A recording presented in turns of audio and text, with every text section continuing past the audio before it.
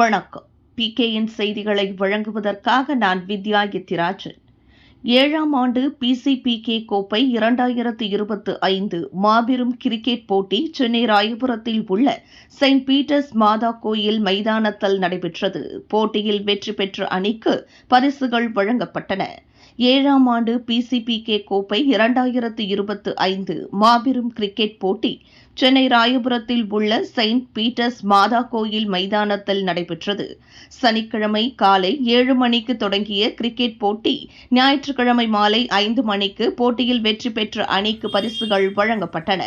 தலைமை ஆர்சி பால் கனகராஜ், தமிழ்நாடு புதுச்சேரி பார் கவுன்சிலர் உறுப்பினர், முன்னாள் தலைவர், சென்னை உயர்நீதிமன்ற வழக்கறிஞர்கள் சங்கம் கலந்து கொண்டு இறுதிப் போட்டியில் வெற்றி பெற்றவர்களுக்கு பரிசுகள் வழங்கினார். மேலும் ஆர்சிபிகே கோப்பை கிரிக்கெட் போட்டியின் இறுதிப் போட்டி நிகழ்வில் கலந்து கொண்ட சிறப்பு அழைப்பாளர்கள் அனைவருக்கும் மரியாதை செய்யப்பட்டது. மேலும் நிகழ்வில் கலந்து கொண்ட வழக்கறிஞர்கள், தொழிலதிபர்கள், விளையாட்டு வீரர்கள், விளையாட்டுப் போட்டி ஒருங்கிணைப்பாளர்கள் மற்றும் பொதுமக்கள் பார்வையாளர்கள் கலந்து கொண்டு இறுதிப் போட்டியினை சிறப்பித்தனர். இறுதிப் போட்டியில் வென்றவர்களுக்கு கோப்பை மற்றும் ரொக்கம் வழங்கப்பட்டது என்பது குறிப்பிடத்தக்கது.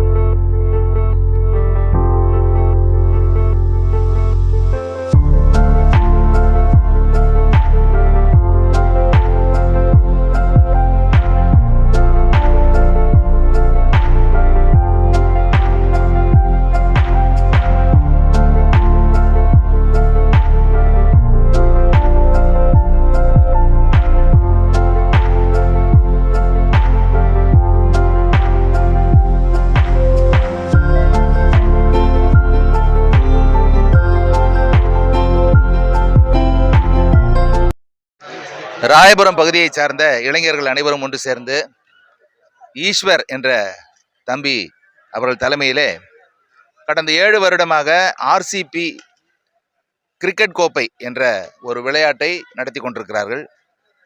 உண்மையிலேயே இது வரவேற்கத்தக்கது.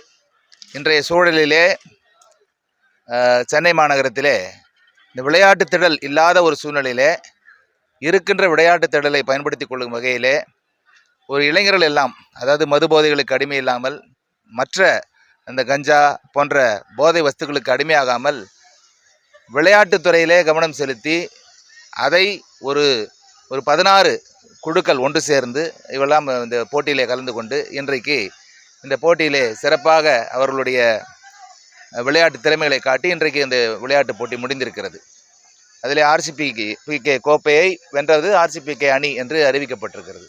எதற்காக இந்த விளையாட்டு போட்டி என்று சொன்னால், இளைஞர்கள் இந்த வயதிலே, இளம் வயதிலே விளையாட்டிலே சிறந்து விளங்க வேண்டும். வேறு எந்த ஒரு கவனத்திலும் செல்லாமல் படிப்பு, விளையாட்டு இந்த 2 துறைகளில் மட்டும்தான் அவர்கள் கவனம் செலுத்த வேண்டும் என்பதை ஒரு விழிப்புணர்வாக இருக்க வேண்டும் என்பதற்காகத்தான் இந்த போட்டி வருடாவருடம் நடத்தப்படுகிறது. இது நடத்துகின்ற இளைஞர்களுக்கு என்னுடைய நெஞ்சார்ந்த வாழ்த்துக்கள். தொடர்ந்து இதில் பங்கு கொள்கின்ற இளைஞர்களும் ஒரு முன்மாதிரியாக இந்த பகுதி வாழ் மக்களுக்கு மட்டுமல்லாமல் சென்னையிலே இருக்கின்ற மற்ற இளைஞர்களுக்கும் ஒரு முன்மாதிரியாக இருக்கிறார்கள் என்ற ஒரு பெருமிதத்தோடு இந்த உங்களுக்கு நான் இந்த பேட்டியை நான் கொடுக்கிறேன். நன்றி, வணக்கம்.